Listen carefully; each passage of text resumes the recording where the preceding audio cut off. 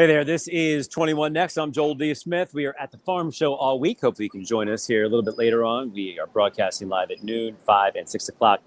But we're also covering the news of the day. And one of those things is an actual possibility that ICE would be kept out of some government buildings in Pennsylvania if there's a new law that goes through. Just starting this thing off, let's get to how plausible it is and some of the arguments behind this. Andrew Klein's covering this for us today.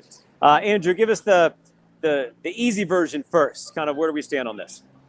Right. So, as you said, the proposed legislature would keep ICE from making arrests. It would keep federal law enforcement from making arrests inside or within 1,000 feet of Commonwealth-owned buildings. So it would essentially help keep ICE out of certain buildings, the Farm Show being one of them specifically, but it would be state-owned buildings. They would be restricted from making arrests unless they had a federal permit or a judicial permit to make those arrests.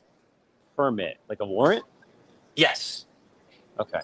I mean, don't they usually have warrants anyway? I believe so, yeah. I'm trying to picture what the difference is then. I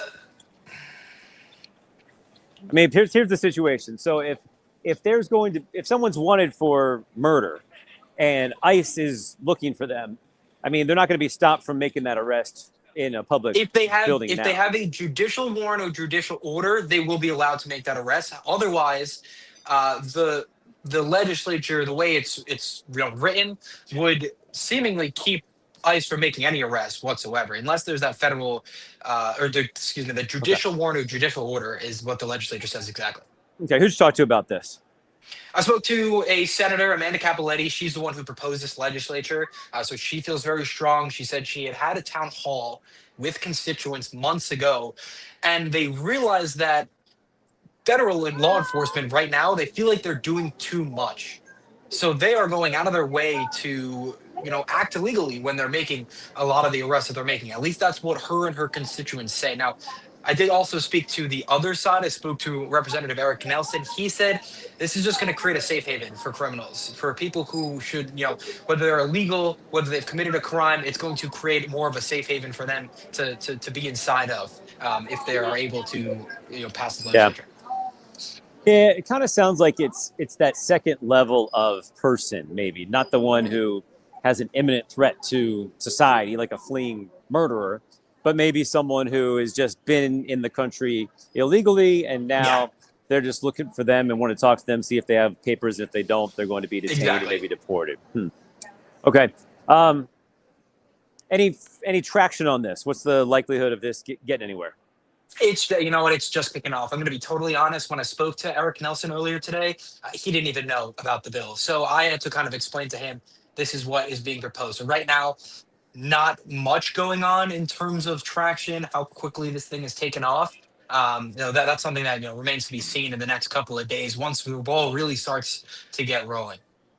If it gets rolling. I mean, if it gets rolling, of course. Yeah, we know we got a split legislature, and hey, we're a purple state. That's why you got to have a really good idea that has some broad appeal to get anything going. So at this point, kind of seems unlikely, doesn't it? To me, it does. When I spoke to Nelson earlier today, he, was kind of on the same side of is this thing really going to take off? Kind of, look at the people that live in this state. I watched a TikTok earlier of somebody talking about ICE, and they said, if you're out here posting on social media that ICE is here, know your audience. There are a lot of people in Pennsylvania who want ICE to be around and who want that federal law enforcement presence, especially, knowing that and seeing everything that's happened in the last, almost year since President Trump has taken office. So right now, I don't really have a guess or a prediction or anything like that, but it seems like one where it's going to be too far to one side. Each side is going to be too far away from the middle to find that common ground where this thing gets passed. At least is what I'm thinking. Right. But I think a lot of times with politicians, they want to reflect what their constituents are saying, right? And so we're looking at video here of people that are upset and would probably like this to happen. Whether they can have it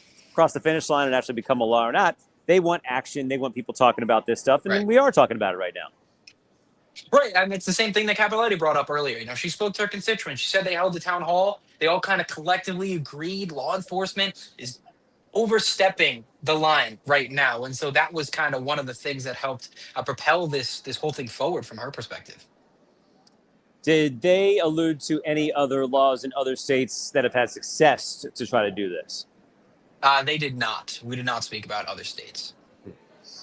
Well, it makes you wonder if there's maybe some states that are more blue that can make this happen. But Right. it's a fine line because, once again, you're not going to stop them from making an arrest of someone who is deemed dangerous. You have an arrest warrant. But it's the other ones that maybe don't have arrest warrants yet, but they want to talk to them. And once they do, they will detain them just because they're in the country illegally. We've done tons of stories with people that have lived here for a long time. They were told to leave because maybe their visa ran out or their refugee status has changed, and they just stayed for years and years and years. And Right. now ICE has found them and said, you were told to go years ago. You didn't do it. Now it's time to go. So maybe those kind of people will be protected, but you can't stay in the state capitol forever. You can't stay at the farm show forever. So at a certain point, Right. you got to go to a place where you would be accessed. So give me a Right. final And word. Go ahead. it was another thing she brought up was, she wants, there are a lot of people that are, trying to now get immigration and get status. And some of them are going into, a federal courtroom or state courtroom, excuse me, and being arrested there. That's one of the things that she Right. wants to limit. She wants people to feel, no matter what, that if they enter a Pennsylvania state-owned building, they'll be safe. That's a Sometimes that very has been not so the case. That's a very interesting one. In some other states that's happened. There was actually a judge who helped someone escape through a back door. Right. Yeah, and I saw that. Yeah. and that judge was, I think, put in jail for doing that. Right. Because the federal buildings, when you talk about actually where the courtrooms are, that is a place where someone will be because they have to be there for some other reason, even if it's a traffic offense or something else. If you're looking for them, they'll be there. It's a great time to pick somebody up because it's safer than trying to find someone at their house or whatever. So yeah, I know that's a tactic. That makes sense that they're trying to head off those scenarios. They could say for public safety reasons or anything else, they need to be able to abide by those laws and not get picked up for something else. Okay, we're getting there. We're getting more interesting. Final word on this, Andrew. Sum it up for us. Yeah, I mean, I think that the other thing that I kind of grasped from speaking with Amanda Cappelletti earlier was that there are very different types of politicians. Some are all the way down on one side of the spectrum. She didn't seem like she was all the way down the blue side. To me, it more seemed like she is seeing things that law enforcement is doing and saying this can no longer happen the way it's happening. And now she feels like she needs to step in and make that change. Is that change going to happen? That remains to be seen, of course. But she's now saying, I've seen enough. We've seen the evidence. Here it is. You've seen the videos. You've seen the photos. Now it's time for us to make a change. That's kind of where she was coming from. I think that was, another one of her kind of main points a little earlier. Yeah. And not all those videos are as cut and dry either, where it's Right. like definitely, wrongdoing.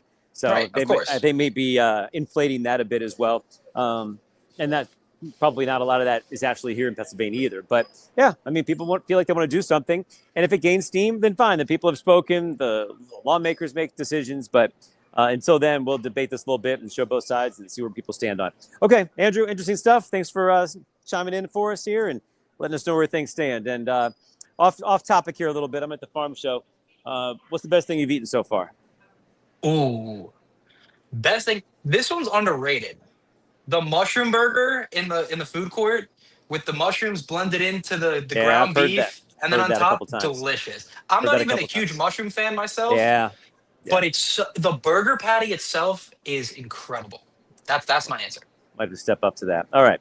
Good work on this. We'll be covering this today as well with our CBS 21 insiders. So good primer for us. All right, Andrew Klein, thanks a lot. Thanks a lot. Yep.